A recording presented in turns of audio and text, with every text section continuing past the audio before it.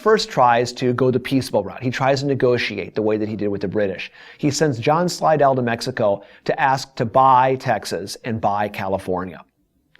The Mexican government they refuse to see him, don't even admit him, because they knew that if they had agreed to this, their own people would have overthrown them for being an incredibly weak government. And the Mexican government also made it clear that if Texas ever gets annexed by the United States, the Mexican government was going to view that as an act of war on the part of the United States, because the Mexican government was going to assume, they said, that Texas and the U.S. would have been in cahoots together from the get-go. So this would have all been part of a big conspiracy. So the Mexicans are really deeply antagonistic and bitter towards the United States. They're bitter towards the Texicans for, ripping away part of the nation state that was theirs, that they felt rightly belonged to Mexico. And the bigger issue becomes the claims. And this is where your maps and little lines on the maps become very, very important. You can see here that this is Texas, at least as the Texicans claimed it. And herein lies part of the problem. If you will, imagine that Texas, or not imagine, Texas really was. Texas was a state in the nation of Mexico, the same way that Montana or Michigan are states within the United States. Texas was a state within the nation of Mexico. When the Texas Americans successfully fought for their independence and won it, they claimed all the land that they thought was theirs, which they said was all that. It was pink. Mexico says, no, you got it all wrong. First of all, we deem your rebellion to be an illegal act. But even if you have rebelled, even if we are going to recognize you as a nation state, the province of Texas was not that big in our country. They said the province of Texas went, if you look at my little close inset map here, they said the province of Texas ended at this southern river here, the Nueces River. So it's only this little pink area right there. They say that alone is how big the province of Texas was within the Republic of Mexico. The Texans say, no, that's not our border. Our border was the big river to the south, the Rio Grande. And so all this striped area, which is the disputed area here, the Texans argue that's how big Texas was. Well, what happens here with this boundary dispute, this big boundary question, is that Polk decides the United States is going to annex Texas. He takes his election to presidency in 1844 as being proof that the American people want this to happen. So he says, we're annexing Texas. Well, then the mystery question becomes, well, what do you annex? Polk sends Zachary Taylor into Texas, being the pink area, and then tells him deliberately to move into the disputed area, send military troops in his army forces into this disputed area. From the Mexican point of view, this is a provocation, this is an act of war, this is invasion, right? From Mexico's point of view, this all belongs to Mexico. When those troops go in there, shots are fired, a little bit of blood is shed, and James K. Polk takes out of his desk the pre-written declaration of war message that he had. He was simply looking for the reason or opportunity to declare war. This provided him with the pretext. He claims blood has been shed on American soil. Something must be done about this. We need to go to war with Mexico. And he had a pre-written declaration of war message already ready to go straight to Congress with. In Congress, you see disputes about this. You see the Whigs, which were represented primarily by the old Northwestern states and the New England states. You see opposition to this idea.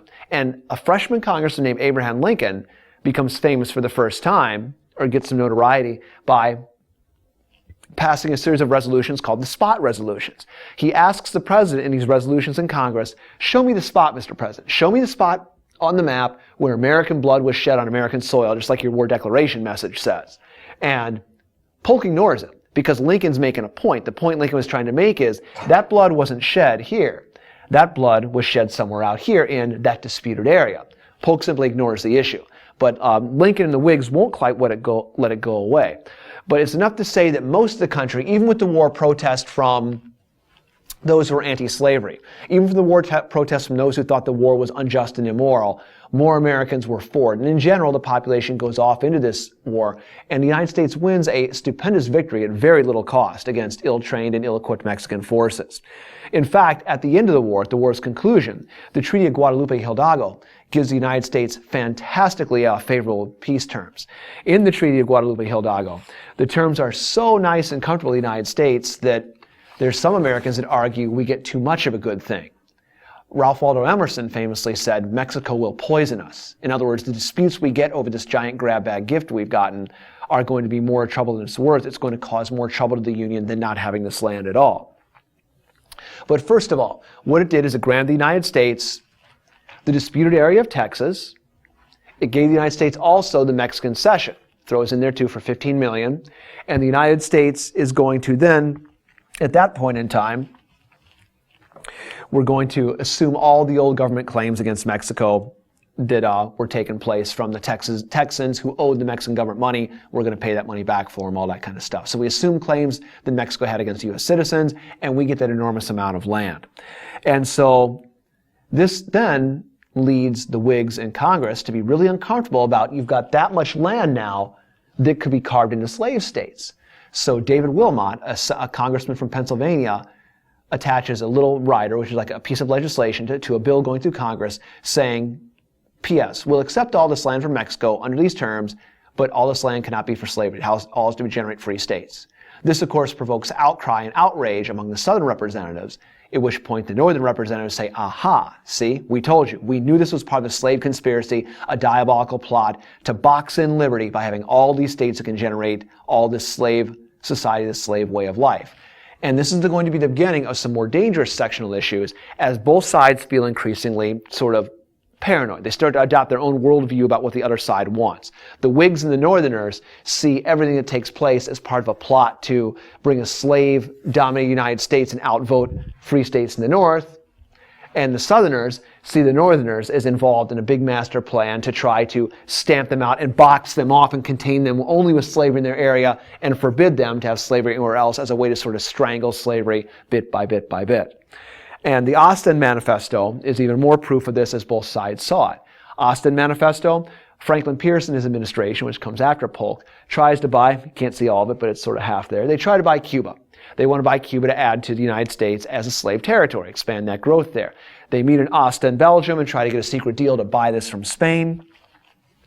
They fail in this because once the deal goes public, the Whigs and the Northern people in Congress make enough hue and cry about it that there's no way it can be passed. It's an outwardly naked financial attempt to buy more slave territory, so it's a dead letter. It goes nowhere once details of it get leaked. And then the Gadsden Purchase in 1853, sort of slave territory. We buy it for $10 million. You can see it down the lower left of the map there as a route to complete a railroad. We buy an extra part because it fit our purposes to build a railroad through there, or to have that land if we wanted to build a railroad through there going all the way through to California. Now we paid $15 million. We paid $15 million for all of this. We paid $10 million for that, which may give you a sense that the United States was willing to be overcharged for this as a little bit of remorse or regret about what transpired with what they took from Mexico. Consider how different Mexico's per capita income and gross domestic product would be today if all this from 1848 forward still belonged to Mexico. All the gold, oil, timber, resources, petroleum, agricultural lands, etc., could certainly have a transformative effect on Mexico, and instead that transformative effect will take place within the United States. In fact, just 1 year after the cession, gold's going to be discovered in California, and that's going to change everything. But that's going to lead us then to more sectional crises as we go from manifest destiny, this idea of extension of land being our God-given duty, to sectional crisis over now we have this land. What do we do with it? What do we do with slavery on the frontier? And that will set the stage for a true set of real crises that lead us into the middle of the 19th century.